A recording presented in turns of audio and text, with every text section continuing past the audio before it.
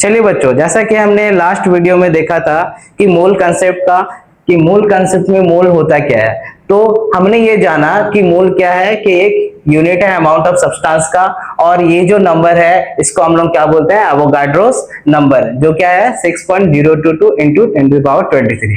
चलिए अब आगे देखते हैं इसमें है क्या।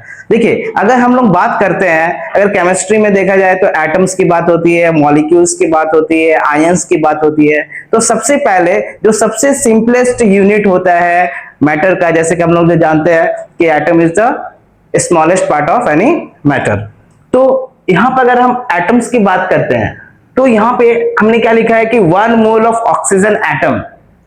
1 मोल ऑफ ऑक्सीजन एटम का मतलब ये हुआ कि सिर्फ और सिर्फ हम ऑक्सीजन एटम की बात कर रहे हैं। अगर हम O2 बोलते हैं तो ये O2 क्या होता है, ऑक्सीजन मॉलिक्यूल्स की बात होती है, जिसमें 2 एटम्स ऑफ ऑक्सीजन होता है। अगर 1 मॉलिक्यूल्स ऑफ ऑक्सीजन गैस की बात करें, O2 की बात करें, जिसमें क्या होता है 2 एटम्स होता है। बट हमने यहाँ पे क्या लिखा, 1 mole of oxygen atom, means we are talking about only O।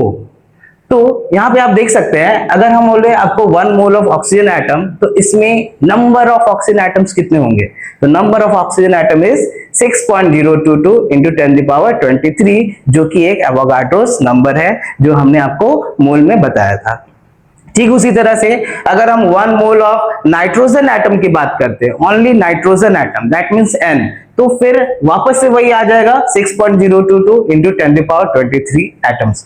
मतलब कहना यह है कि अगर हम एटम्स की बात करते हैं तो कोई भी एलिमेंट्स का अगर हम 1 मोल ऑफ एटम्स की अगर बात करेंगे तो उसमें हमेशा ये जो एवोगाड्रोस नंबर है, जिसको हम लोग Na से डिनोट करते हैं, और ये इसका जो वैल्यू है 6.022 इंटू 10⁻23, यही होगा हमेशा हर एक एलिमेंट्स का, अगर हम 1 मोल ऑफ एटम की बात करेंगे।